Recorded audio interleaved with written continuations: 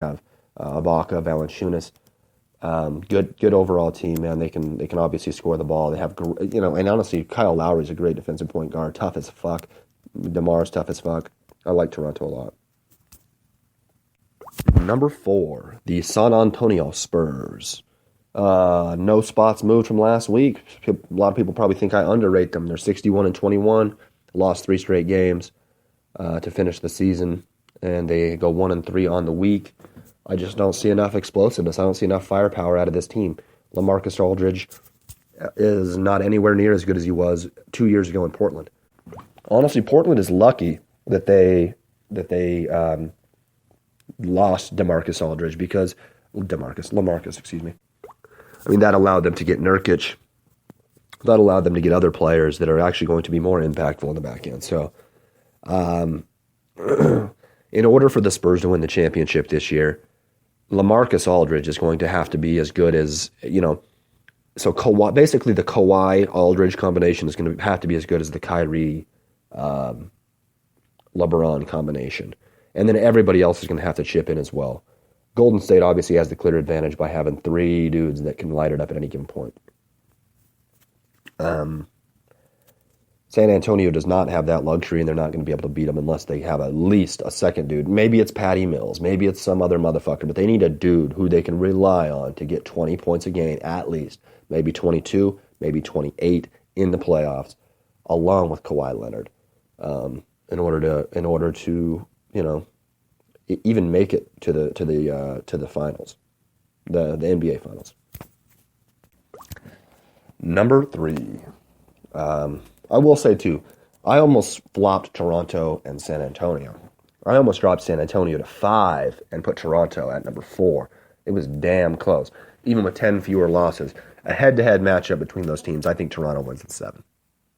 And the number 3, Houston Rockets, finish at 55-27. 6 games worse than my number 4 team.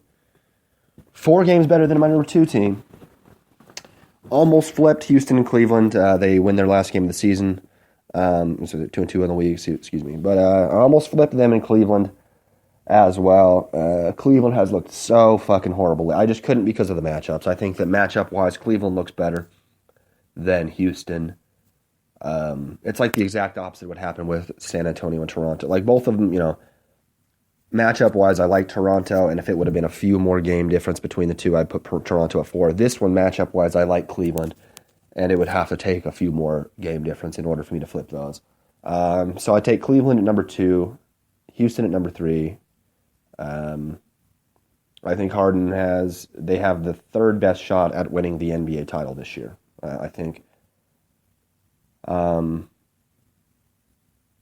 I actually think Toronto has the 4th, and I think San Antonio probably has the 5th, or maybe the Clippers. I think San Antonio might have the 6th. I don't know. It's no clear consensus there. I don't know how they match up against a lot of these teams for 7 games. It's kind of tough. Kawhi is going to have to be a beast. All right, and as you can guess, the number 2, Cleveland Cavaliers. Just talked about them. They finish at 51-31. The same record as my number 7 team, 6-5. They go 1-4 to finish out the season, losing 4 straight games. Not the way you want to go into the playoffs. Obviously, the coldest team on this list, other than San Antonio is the second coldest, but both those teams cold going out of the list, going into the playoffs and onto the list.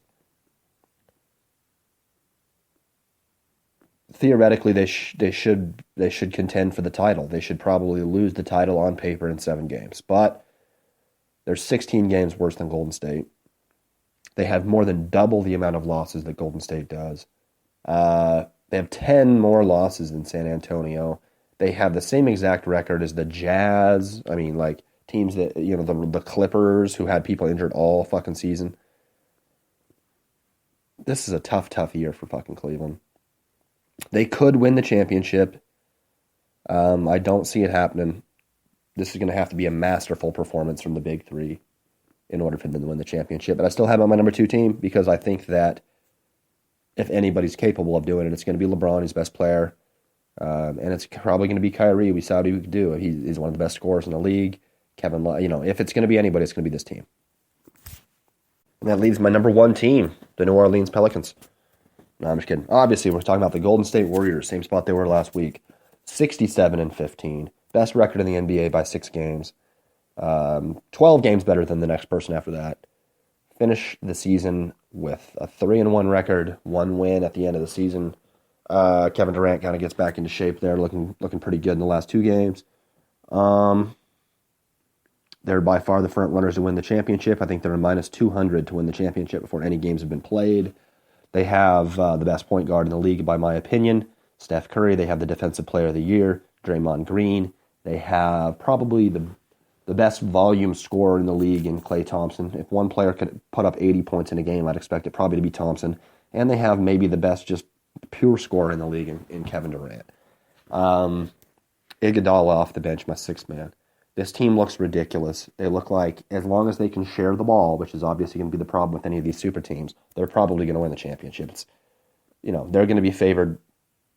I said 7 against them in Cleveland. It might be 5. Literally, they're going to be favored to beat Cleveland pretty significantly. They're going to be favored against Houston, who I love. They'd be favored against Toronto, who I love. Any of these teams.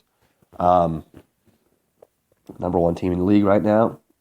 Do they play tomorrow? Do they play tonight? When do they play? Let's take a look. All right, they play tomorrow at 1:30 Mountain Time p.m. on ABC. A good nationally televised game. Expect to see a show. I will be watching it my goddamn self, tending bar simultaneously, trying to talk to random chicks maybe. Who knows? All right, this is the end of the playoff preview NBA Weekly. What am I doing today? Go to work here in 2.5 hours.